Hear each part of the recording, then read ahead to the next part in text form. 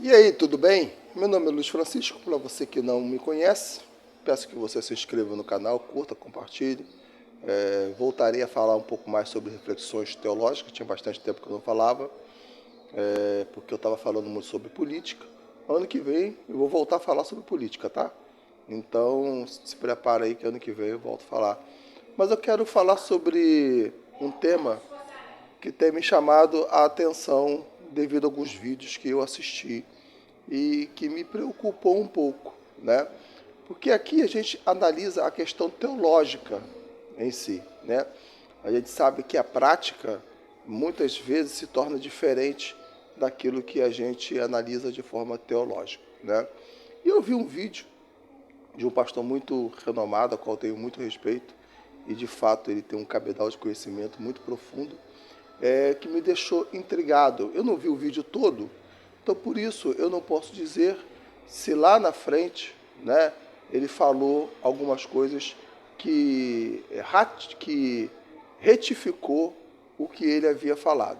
Mas eu não escutei só ele falar sobre isso, eu escutei outras pessoas falarem. De maneiras que eu posso estar percebendo uma tendência teológica sendo criada de forma diferenciada. Porque tem toda aquela questão do divórcio, né? Quando que o divórcio é permitido, né? E a Bíblia fala de maneira muito clara acerca disso, né? O apóstolo Paulo fala sobre isso na sua carta aos Coríntios, não sei se é a primeira ou a segunda carta, se eu não me engano, capítulo 7, né? Ali ele fala bem especificamente para aquelas pessoas que querem se divorciar sem motivo, né?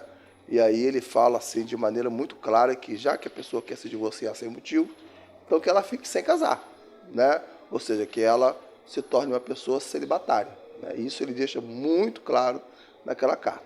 Mas e aqueles motivos? Quais são os motivos, né?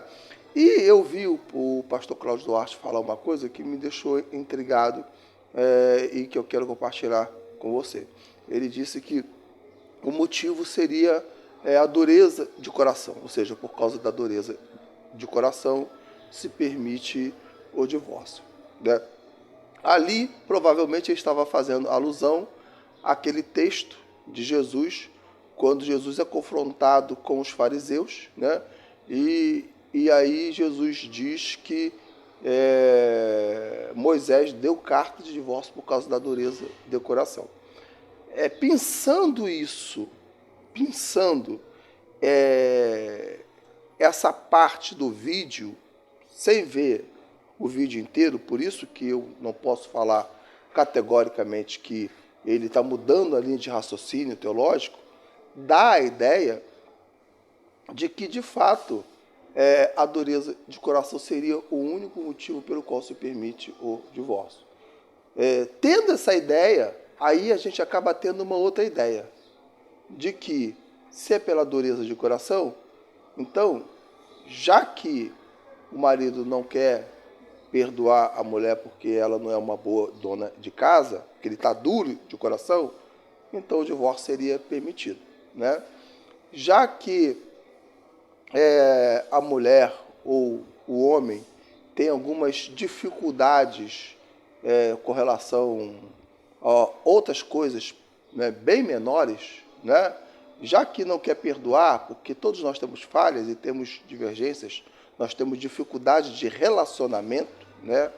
Então pode se divorciar. Então é essa ideia que me passou não só esse vídeo, como algumas outras falas de algumas outras pessoas, de alguns outros líderes.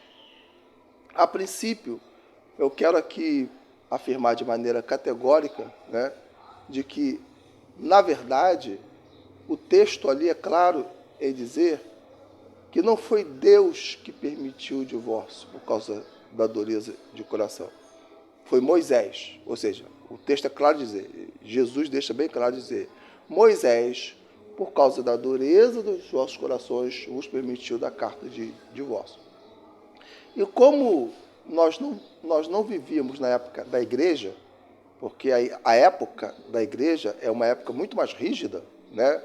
E curiosamente muito mais, entre aspas, assim, exigente do que a época do Velho Testamento, por mais que se pareça que o Velho Testamento é mais exigente, né? Jesus deixou bem claro que foi Moisés, né? E aí ele faz uma ressalva, né?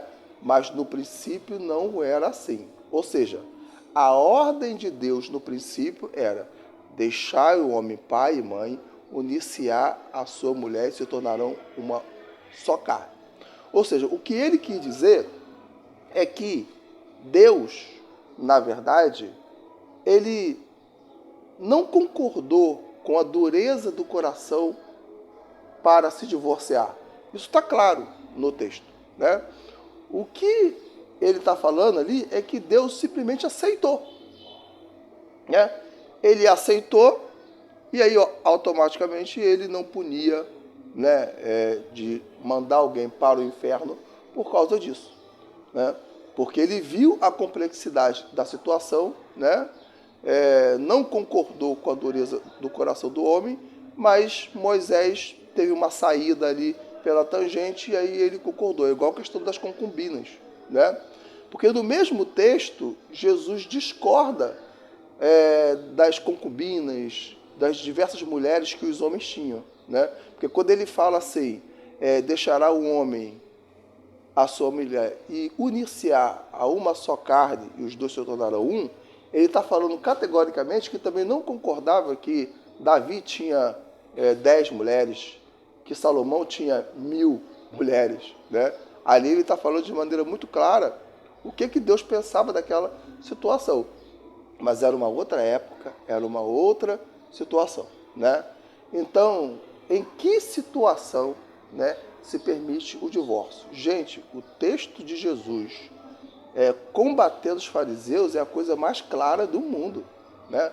O texto ali diz claramente o seguinte, olha, porém, né, o fato é, o motivo pelo qual Deus tolera o divórcio e até aceita para se casar com outro, né, é se houver a porneia, que em grego é prostituição. Ah, mas por que ele não usou o outro termo lá que fala especificamente adultério, né? Porque tem essa questão também, né?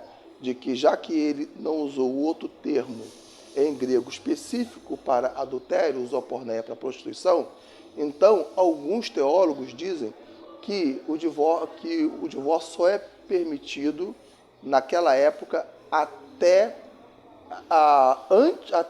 antes da consumação sexual. Uma vez tendo a consumação sexual, aí mesmo que houver o adultério, não é permitido. Não, Jesus simplesmente quis generalizar, né? Porque existem diversos tipos de pecado. Existe a bestialidade, né? Homens e mulheres tendo relações com animais, né? Existe o incesto, né? E existe a prostituição de uma maneira generalizada, ter relações sexuais com muitos parceiros. Então ele pegou esse texto que fala sobre prostituição para generalizar todo tipo de conduta sexual que Deus permite o divórcio para que o outro fique livre para casar-se. Entendeu? Essa é a ideia ali do texto. E tanto é verdade que ele continua falando o seguinte, olha, se a mulher for repudiada, né? E olha que não é ela que quer o divórcio, é o marido, né? O marido se casar com outro, comete adultério. E a mulher, olha só como isso muito é forte, olha só como isso é forte. E a mulher que não queria se divorciar, porque a cultura da época era que o homem, tipo assim, tinha todo o poder sobre a mulher, então se a mulher fizesse qualquer coisa errada, era mandada embora de casa, e aí tinha carta de divórcio. E se a mulher casar com outro, ela mesmo não querendo, ela também comete adultério. É lógico que Deus é justo, e por ser justo, né, no dia do juízo, ele fará uma diferenciação entre ambos, né, os atos, tanto do homem que quis se divorciar, a não ser por causa de adultério, e a mulher que se divorciou, mas não queria, mas ela foi obrigada, porque ela não teve escolha. A Bíblia diz categoricamente que ela também está em adultério se ela se casar. Por isso que, se eu fosse aconselhar alguém numa situação, eu ia falar o seguinte: olha, espera ele se casar, espera ele, como é que eu vou dizer assim, quebrar a lei matrimonial, porque aí sim ele vai estar em adultério, né? E provavelmente você vai estar livre nesse sentido, né? Agora, tem uma outra coisa bastante interessante, porque o tempo vai passando e aí as dificuldades pastorais elas vão se tornando enormes. Como, por exemplo, então é bíblico se divorciar porque a mulher apanha? Mas não é só a mulher que apanha, não, o homem também apanha, tá? E tem muito homem que apanha, tá bom? Pouca gente sabe disso. Mas, obviamente, que o homem tem mais força, né? E ao bater na mulher, o estrago é maior. Tem base bíblica para isso? A verdade é uma só. Não tem, né? Porque se naquela época o homem se divorciava da mulher só por questões domésticas, é lógico que havia homens que também batiam nas suas mulheres. Eu tenho certeza absoluta disso, embora o texto não fale sobre isso. Mas se por uma simples coisa ele repudiava a mulher, que dirá fisicamente o que ele fazia com algumas das suas mulheres. Então, por que Jesus não entrou nesse assunto? Também não respondo, porque aquilo que a Bíblia não diz com clareza, né, eu não posso afirmar, eu não posso dizer com certeza, né? O que eu sei é o seguinte: se uma mulher me pergunta isso e eu posso me divorciar, eu vou falar assim, biblicamente falando, eu não tenho respaldo para falar se você pode ou não. Agora, eu no seu lugar não ficaria com um camarada desse um minuto sequer. Na mesma hora, se levar um tapa, um chute, um soco, eu ia na delegacia denunciar, né? E se percebesse que ele é um psicopata, porque tem gente que é psicopata, denuncia, se divorcia e mesmo assim o camarada vai lá e mata a mulher. Eu, sinceramente, não sei o que eu faria para proteger a minha vida, né? Agora, a grande verdade é que, biblicamente, eu não tenho respaldo. Então o que eu faço, então? Tem os textos aí, lê e toma a sua melhor decisão. Porque eu também não vou colocar a minha vida em risco. Eu já vi inúmeros casos, nesses 35 anos de evangelho, né, em que maridos, né, ao saber que a mulher foi aconselhada a se divorciar, foi lá na igreja e matou o pastor, ou matou o padre, entendeu? Então a coisa é muito mais séria, é muito mais ampla do que você possa imaginar. Aí eu peço que você compartilhe esse vídeo, eu peço que você curta esse vídeo, porque é uma reflexão teológica muito profunda. E ver os textos aí, é só procurar, a internet é tão fácil, né? Sobre divórcio na Bíblia, né? E você vai achar N textos falando sobre o assunto, tá ok? Um abraço.